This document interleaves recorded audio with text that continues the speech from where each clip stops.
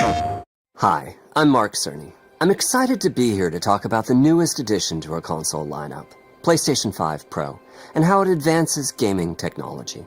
But first, I want to take just a minute to look at what we put in the original PlayStation 5 and how it delivers an exceptional gaming experience.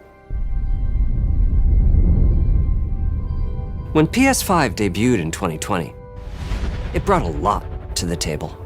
8 Zen 2 CPU cores form the brains of PlayStation 5 and enable high-speed complex gameplay, with character counts reaching into the hundreds and frame rates that can be as high as 120 frames a second. PS5 has a powerful RDNA 2 GPU, which can render anything from intricate details to fantastic worlds with vast panoramas to explore. Ray tracing allows for dramatic visual improvements, including reflections off of water or glass, and the realism that comes from real-time global illumination. A custom SSD can load data at breathtaking speed, resulting in ultra-fast transitions between game worlds and data streaming rates so high that traversal speeds are essentially unlimited. You okay? I'm working on it! Tempest 3D audio tech brings an unparalleled sense of immersion to the sound of the games. With audio so real, you may not even need to see the enemies to know exactly where they are.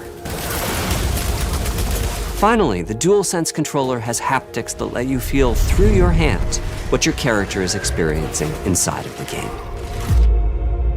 It's wonderful to see such variety and richness of game experiences. Creators have made amazing use of the hardware capabilities, but when I talk to them, I do hear about their desire for more graphics performance.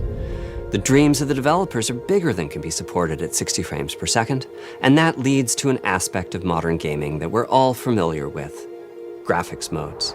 It can be a difficult choice for players. Fidelity modes emphasize the visuals, typically through higher resolution rendering. These modes might also have enhanced detail or use more ray tracing. But the games only run at 30 frames per second. The visuals can be choppier and the controls less responsive. Performance modes emphasize frame rate and interactivity, typically choosing to run at 60 frames per second, mainly by reducing the graphical detail until those frame rates can be achieved. When asked to decide on a mode, players are choosing performance about 3/4 of the time.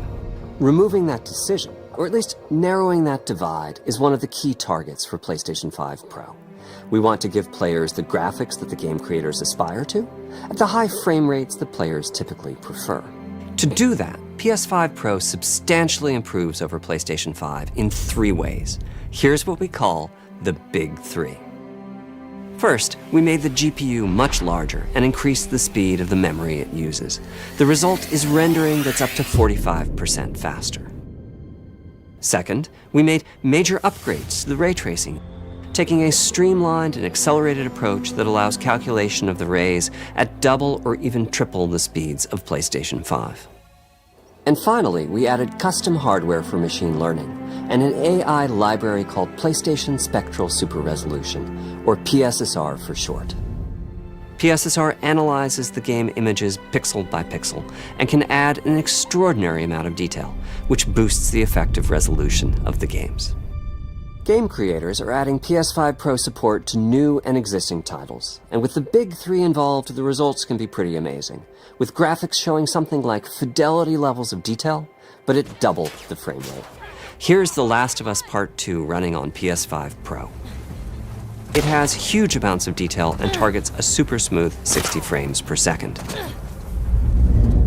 Let's compare this to the Fidelity mode on PS5, which is only running at 30 frames per second and is therefore much choppier. Don't stop!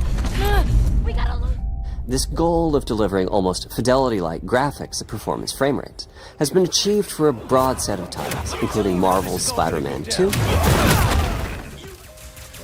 and Ratchet & Clank Rift Apart. We can see that PS5 Pro is close to doubling the power of PlayStation 5. Another way to compare the two consoles is to look at PS5 Pro versus Performance mode on PS5, both of which target 60 frames per second. What we see here is a difference in detail. PS5 Pro is much sharper and crisper than PS5. For this, my favorite is the parade scene from Ratchet & Clank. Distant details are much clearer. And here we can see Marvel's Spider-Man 2 is noticeably higher resolution throughout the scene, including the trees and procedural cars. So overall, some remarkable improvement to the games. On PS5 Pro, we can see increased sharpness to the graphics or smoother and more responsive gameplay. This is the big three showing their value. As you've been seeing, machine learning via the PSSR library is being used quite broadly to add pixel detail and boost frame rate. But there are as many approaches as there are game engines. The increase in raw GPU power is being especially effective for Horizon Forbidden West. Apart from the detail boost, that extra graphics power is allowing for improvements to lighting and visual effects, as well as to the hair and the skin in cinematics. Open up, guys. Jor's orders. Good enough for me.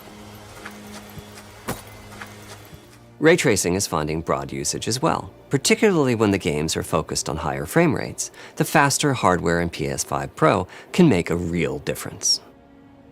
Allowing Gran Turismo 7 to add ray-traced reflections between the cars in gameplay, while continuing to support their targeted 60 frames per second. That boost in ray tracing is also delivering big wins for Hogwarts Legacy, allowing not only for better reflections and a greater variety of reflective surfaces, but also for further realism in the casting of shadows. I hope you've enjoyed this run-through of the technology behind PlayStation 5 Pro. Simply put, it's the most powerful console we've ever built, and a worthy addition to the PS5 family.